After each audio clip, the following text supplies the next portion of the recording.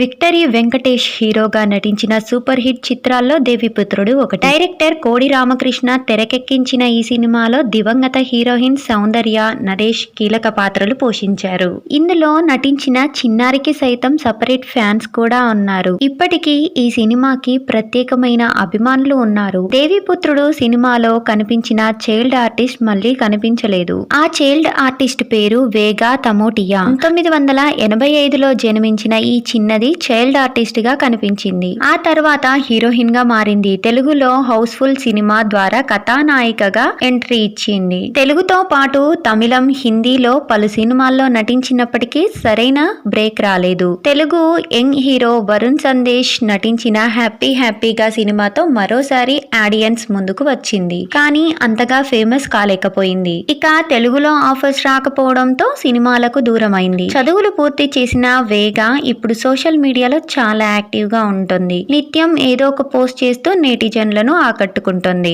దేవిపుత్రుడు సినిమాలో బొద్దుగా క్యూట్ గా కనిపించిన వేగా ఇప్పుడు గ్లామర్ బ్యూటీగా కనిపిస్తోంది. ఈ మూవీ అంటే ఎంతమందికి ఇష్టమో తప్పకుండా కమెంట్ చేయండి.